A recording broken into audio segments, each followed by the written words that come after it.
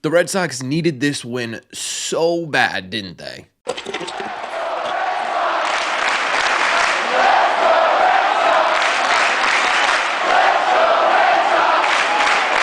What is going on, everybody? Welcome back to Red Sea Radio. My name is Corbin, and thank you very much for clicking on this video. After the last few games, it really hasn't felt like the Boston Red Sox have won a series in like a decade, right? These last games, the first game against this team, the 2 games against the Chicago White Sox, well, really all 3 games against the Chicago White Sox, it truly felt like this Red Sox team was spiraling. But at the end of the day, they come out of this series with a win. They come out of this series 3-3 on the road trip, 10-10 on the season, 2 games back of first place in this division, which we're going to start incorporating into these videos, but not really focusing on until we get a little bit later into the season. And in today's video, what I really wanted to do was take away the highlights of why the Red Sox needed what happened in this series super badly. But I think before we do that, we got to collectively agree that we're just going to forget the first game ever happened, right? That game was absolutely miserable. Bad defense, bad pitching, bad offense. It was just an absolute and utter beatdown by the Tampa Bay Rays. But I do think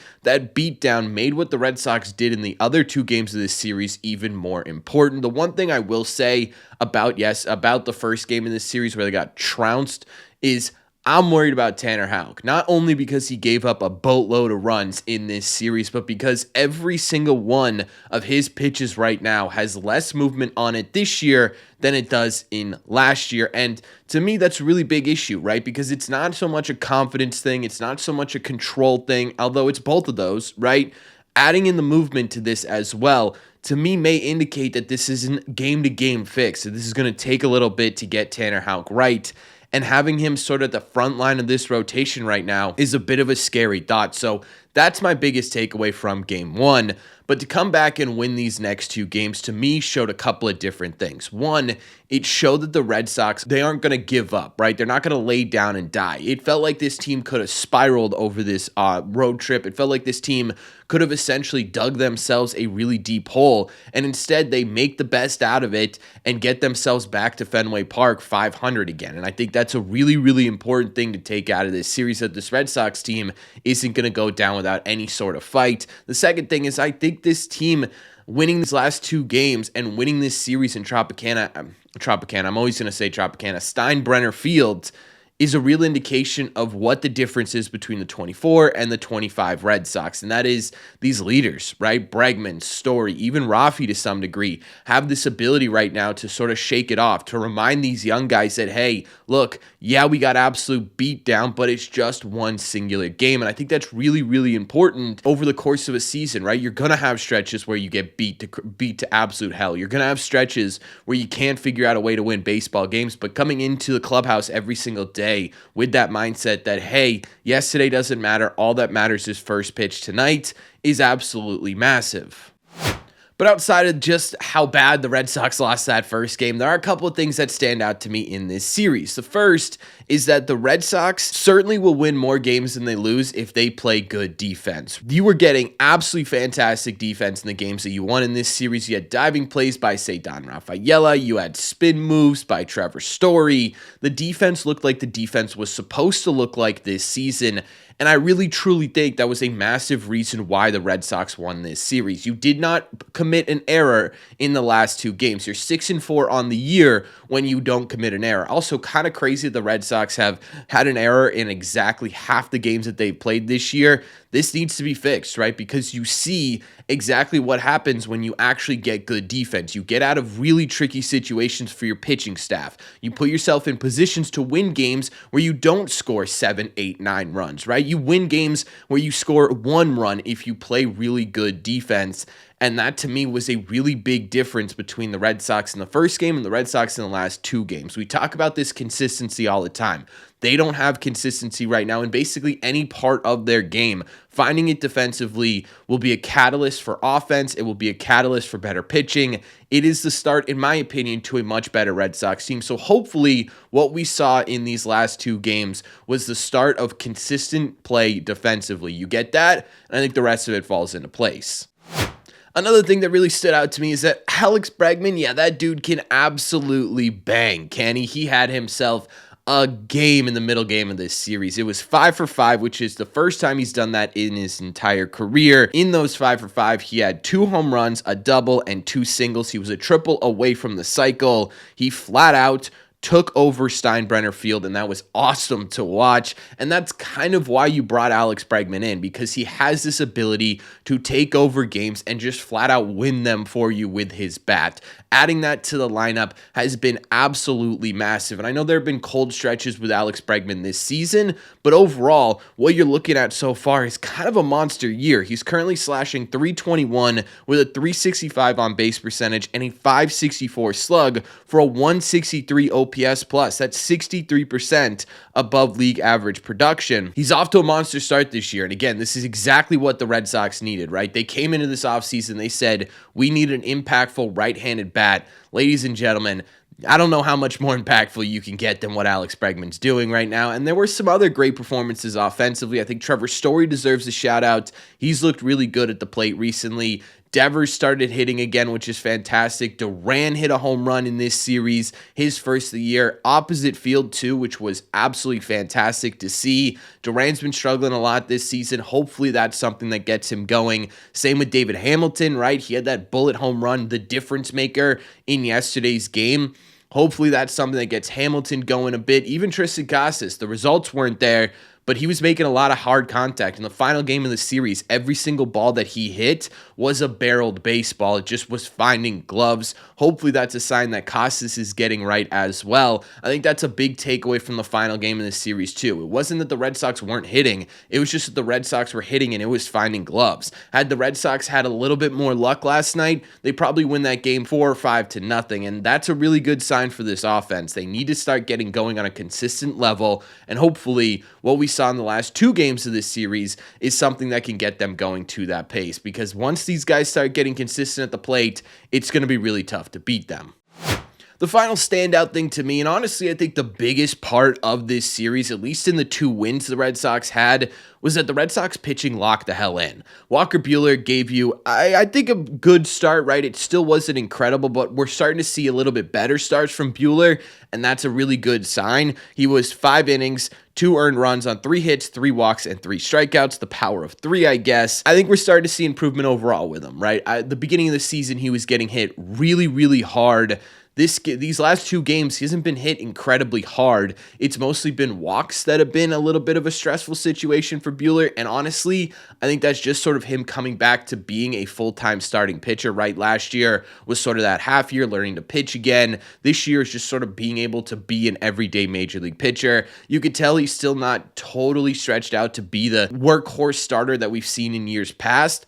And I think that's what he's trying to strive to get to, right? Every single one of his starts has been around 80-ish pitches. You'd love to see him get towards 90, get to 100 once in a while, really start to get deeper into these games. And I think that's coming for Buehler, and this is the first sign of that. So I like the fact that his ERA every single start has consistently gone down over the last couple of starts. It's now down to a 5.23. Not good, but definitely getting better. We also got to give a shout out to Sean Newcomb, who by far and away had his best start in a Red Sox uniform.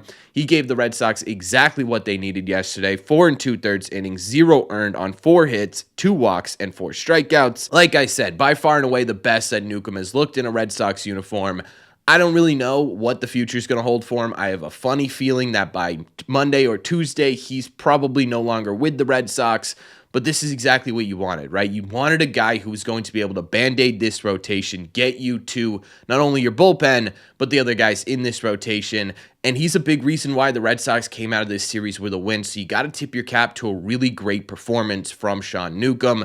But in a bigger way, I think the bullpen was the big standout here in this series win for the Red Sox. You had some incredible performances out of the bullpen. I think Zach Kelly's going to get some ish for what he did in this series, but I don't really think he deserves it. The final stat line was 2 earned in 2 2/3 innings, but I'm going to stand up him for a bit here. This is only the second time in his career, it's over 3 different seasons, 4 now if you include 2025, that he's pitched in Major League Baseball. It's just the second time he's been asked to go 3 innings. I think that was a big reason why the earned runs he gave up were in that third inning of baseball, right? He's just simply not used to it. Those first 2 innings that Kelly threw were absolutely dominant. I think if you can limit Kelly to a 1 to 2 inning pitcher, he looks a whole lot better. The Red Sox just simply needed someone to go out there and bridge them to Aroldis Chapman, who, by the way, has looked fantastic as well. So I'm not going to crap on Kelly. I actually think he did a really good job for the situation he was put in,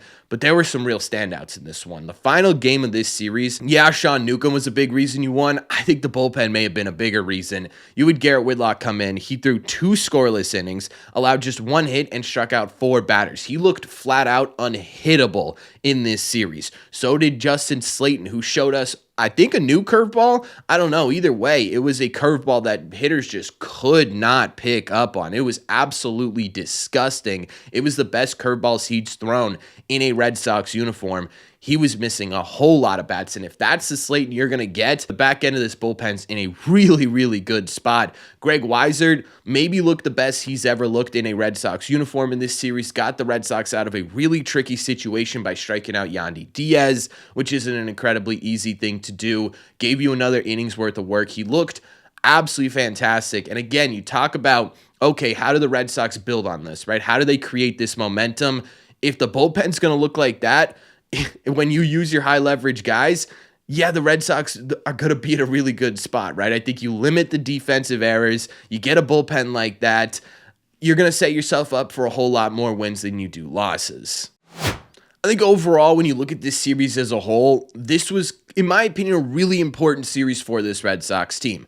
It felt like for a little bit there, the Red Sox were flat out spiraling, right? I think, honestly, coming out of the Chicago White Sox series, and honestly, coming out of the first game of this series, you'd be pumped if the Red Sox ended up 3-3 on this road trip, right? They had an opportunity here to really bury themselves as a team that's really struggling in Major League Baseball. Had they lost this series, that would have been 3 in a row. That would have put them 3 or 4 games behind first place. But instead, they came in here, they picked themselves up, they dusted themselves off, and they put themselves together enough to come out with this series win. And I think it does a couple of things. One, it builds confidence, right? These guys have been beat down for 2 series in a row now, getting themselves right, getting that, hey, we can still win these series and win these baseball games is an important aspect of this win. I think being able to continue to keep pace with the rest of the AL East, or at least the top of the AL East, is also really important here, right? You're still only 2 games out of a postseason spot, despite the way you've been playing lately. I think the biggest thing here, though, is that you finally have an opportunity to truly build some momentum, right? We talk about this,